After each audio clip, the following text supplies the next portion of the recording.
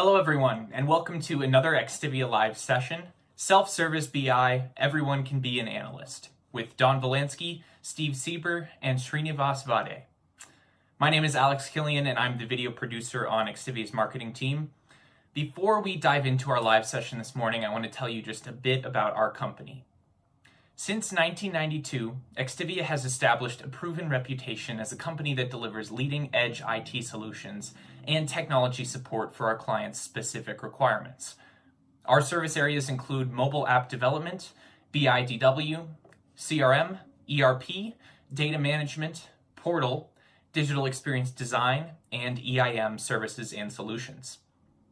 XTIVIA's success stems from a demonstrated ability to deliver deep expertise via professional services, empowering our clients to leverage their chosen technology successfully, competitively, and profitably. And XTIVIA has offices in Colorado, New York, New Jersey, Missouri, Texas, and Virginia. And today we'll be hearing from Don Volansky. As a sales executive, Don provides technology systems consulting services with a focus on XTIVIA's BIDW practice for enterprises ready to innovate and implement strategic business solutions. Also joining us today is Steve Seeber. Steve is the Senior Director of Business Intelligence at XTIVIA. He leads our business intelligence and data warehousing services. And last but not least, we're joined by Srinivas Vadde. As the Director of Data Science and Data Management at XTIVIA, Srinivas builds competency centers, provides technical direction, and sales support. Don, Steve, and Srinivas, thank you so much for being with us this morning. Glad to be. Fantastic. Great. Happy to be here. So, Alex, thank you for that introduction. Let's just jump into things right away, shall we? So let's look at the agenda here. We're going to talk about 4 or 5 areas, and I'd like to remind people this is actually our 3rd installment around business intelligence. So we're going to start off with a really quick top-line review of what is business intelligence. Moving on then into what is self-service BI, which is really at the heart of today's discussion. We'll delve into some myths around self-service. We'll talk about the maturity levels and aspects of self-service BI. And then, of course, we'll certainly want to cover 3 keys to upgrading your BI platform. And then lastly, what are some specifics that XTIVIA can deliver and help you achieve your BI initiatives?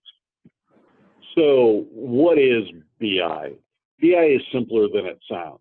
It's really bringing in various data from internal or external sources to make better business decisions. It also is more than just the technology. A good BI solution always will take into account the technology and the processes as well as the people involved. So all 3 really are part of a strong BI solution. And lastly, most importantly, a sound BI strategy makes the data about business actionable, right? So at the end of the day, BI is all about making better business decisions.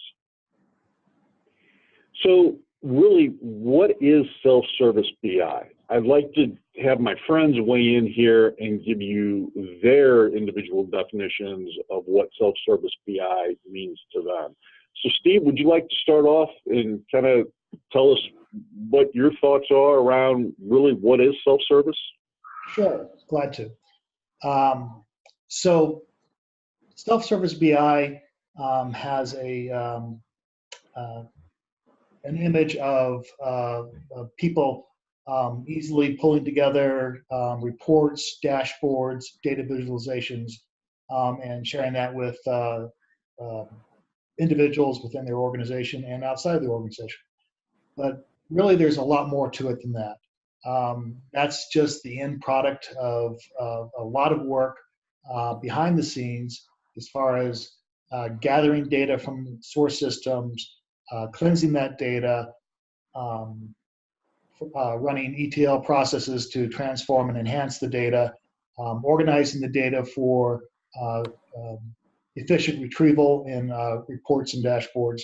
All of that is behind the scenes, but it's necessary to support self-service BI that allow end users who are not necessarily all that technical to be able to access the data that they need and put it into the data visualizations that make most sense for their audience. So really, BI for non-IT users, is that kind of fair to say? Yeah, well, it's BI for non-IT users, analysts, any users who are not part of the IT infrastructure, and who need to pull data and massage it and format it and distribute it to meet their everyday business needs. Gotcha. And Srini, I'm sure you have some additional thoughts. Sure. Thank you, Steve. To add to Steve's point, self-service BI is really a method of giving data autonomy to the end users so that they can perform their own data analysis themselves. Self-service obviously improves the operational efficiency by reducing dependence on IT, but only when it is done properly. Okay. And what I mean by that is for self-service BI implementation to be successful, there are some best practices that go along with providing tool access and the data access to the end users. That's a very simple definition and overview of self-service BI in a nutshell. Excellent. Well, thank you, guys. So let's jump in and talk about myths of self-service BI. Who wants to take the first one? I'll take it, Don. Okay, great. Thank you. So the first myth, right? Providing tool access to the users is not enough, right? So the self-service is not just about providing a good visualization tool to the business users and having them perform their analysis. Just to draw an analogy, I don't know if it's a perfect one, but I'll try to do it. Let's say when you go to a buffet place, the food is ready to be eaten and we know what to eat and there is less hassle of decision making, right? But behind the scenes, someone still needs to cook the food. Someone needs to check if quality ingredients are being used and the plates and utensils are clean and so on. So the same way, just providing a tool access to the end users does not do the magic for self-service. So there is a lot of work that needs to happen behind the scenes for a successful self-service implementation. That's a great analogy. That really, really is. Okay. All right. Steve, can we take the second one? Sure. Self-service will not entirely eliminate the dependency on IT. It will do that to some degree. Like Srinivas was just saying, there's a lot of work behind the scenes that needs to be done to enable end users to build their own reports and dashboards. And in that case, the end step of this process of building the reports and dashboards, that does take it off the IT's plate. But IT still has to prepare the data and make it available for the end user. So it does reduce some dependency, but it will not eliminate the dependency on IT. Okay. All right. So Srini, I guess it is a huge myth to think that any business user could be a self-service user, right? Right. So it's a false assumption. All the business users not self-service. So in fact, this is a very good one to talk about. So let's say the IT builds a very good data pipeline with all the data quality checks in place and ensures that the data is available on time for reporting and analysis. But then we can push the end users for self-service by just providing the tool. It doesn't work that way. All users may not be tech savvy, and in fact, all users may not even need tool access. All of them. So it really depends on the role, right? So the best practice is to provide data and tool training to the business users, whose role really involves data analysis, discovering new business opportunities, finding opportunities with the customer service, doing a lot of data analysis and try to see how to improve customer experience and stuff like that. Yeah, so it's important for any organization to really think about who they want to open up self-service for. That's good. That's good. So, Steve, do you want to talk a little bit about the next myth around all access to self-service, which kind of feels similar to the last one? Yeah. So really, users, end users of self-service BI will not have all access to every data element out there. All the tools that we work with, and every organization we work with, all implement security levels. Only certain people have access to certain reports or dashboards. You might have an executive level dashboard that only executives can access, and you may also have row level security implemented so that only certain rows on a report show up for different individuals. Somebody in the Midwest division doesn't see the same values on a report that someone from the Southeast division would see. That's all still standard best practice IT rules and processes, and it's still true within self-service. Right. So, and then lastly, Srini, really what we're talking about here is that self-service is simply just really impressive dashboards, right? No, not at all. that's a myth, really, right? So this one kind of summarizes. This one really kind of summarizes all the points we discussed. So the self-service is not just about impressive dashboards. For a self-service implementation to be successful, we need to first identify if the use case, if the self-service use case really exists in your organization. And then you identify the users, have the data pipeline with all the data quality checks in place, have some governance and controls in place, right? So it's really a collaborative approach, collaborative effort between IT and business. So we need to ensure we present a business-friendly data model to the users so they understand the data elements and really what the data says, right? So we need to create a strong foundation with all these elements for a successful implementation. So what I'm trying to say is one needs to take a lot of factors into account before devising a self-service implementation strategy. So some of these are like data security, data privacy, data quality, data integrity, right? Regulatory compliance. Let's say, one of the users builds a report and then they save a report to the spreadsheet, and, are they sharing with someone? What are they doing with the data?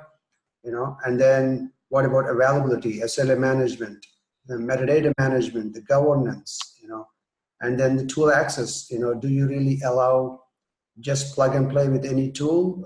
Do you allow the users to buy their own tools? Who should give the tool access? What is permitted to be done with the tool? And then change management. We need to educate the users on the benefits of self-service and the support they would get from IT. So it's not just about impressive dashboards. There's a lot of things that go along with a successful self-service implementation. Yes, agreed. Lots of considerations that need to be made. Correct. Okay. Guys, thanks. That was really good, kind of walking through the top 5 myths. So let's jump into and talk about the maturity levels or the maturity aspect of self-service. Srini, would you like to take this? Sure, yeah. So we talked about different factors to be considered for self-service implementation, right? So a highly matured implementation would have all these aspects taken care of. But we can't expect to achieve the highest level of maturity on day one. Smart thing to do is to start with baby steps and achieve highest level of maturity, one step at a time, right? At the end of the day, it's a journey, okay? So let's talk about these maturity levels one at a time. So the first one is initial, okay?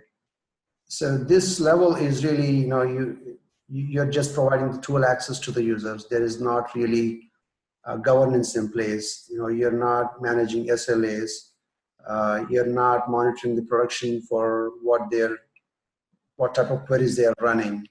You know, you didn't provide any data dictionary to the users. You didn't provide any training to the users. So it's just at a very basic level. You provided the tool to the users, you set up connections and all that, and you ask the user to just go and do their reports. That's a very basic level. Okay? And the second level of maturity is really what we call as managed. At this level, you go obviously to a little bit of more maturity level by providing the users data dictionary, right? You publish the data dictionary to a place where everyone can access, so that the users can understand what different data elements mean, right? And then you provide ad hoc reporting access to the power users, you know, and the static and can report access is provided to other users. And then users are trained on the tool, but then there's governance in place, and it's not perfectly done. But then you have some things in place, so the users who get the tool, the self-service tool, can at least understand the data elements and what they're doing.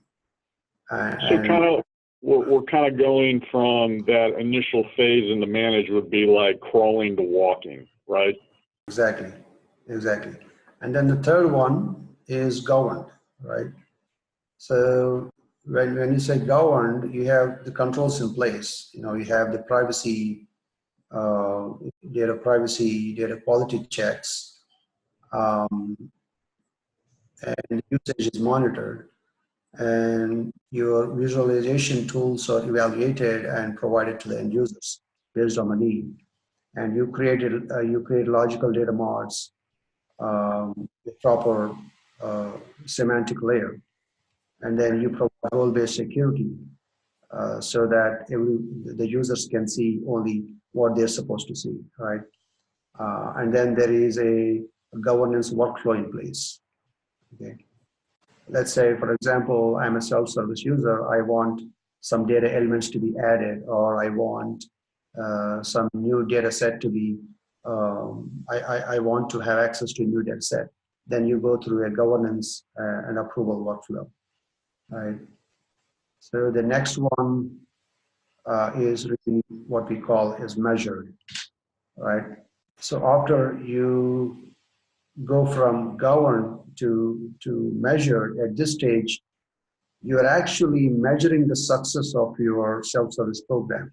For instance, you have enabled access logging, you have security audits in place, you have the data lineage in place. So when a user wants to know more about a data element, they can see, you know, how the data element is being populated, what are the different processes that are dependent on the data element, and so on and so forth. And at this stage of maturity, users are also aware of the entire data flow, really. And you manage the availability, you manage flexibility, security, data quality we talked about in the governed stage, right? Right. And you measure other factors like what are the top data elements being used, you know, the self-service user, what are the data elements really being used for their analysis, right? So things like that. Okay. And the final level of maturity, the highest level of maturity is really you're continuously improving. It is called optimized, right? So you have everything in place. Now you are continuously trying to improve your efforts based on the process metrics available. So at the level 4, you are measuring. So you have all the metrics available, right? Now at stage 5, users can search for the data elements and know where it's being used and where it is originated. Users can see the status of their data availability. Right, right. So going back to that earlier analogy, we've gone from walking to, or crawling to walking to jogging to a full-out sprint that only gets better and better. Gotcha. Okay. Excellent recap. We appreciate that. Steve, why don't you take us through the keys to upgrading BI? Sure. So basically, we're looking at 3 different areas: before and after, data interpretation, and maturity levels. So basically, what we're talking about here is first try to get a baseline of exactly what BI is like at your organization currently. Try to identify the issues and problems that you have with accessing and presenting your data. Then start identifying what changes to tools, processes, data capture, data transformations, that type of thing would be necessary to improve or to reach your desired state in business intelligence. And the third is the maturity levels.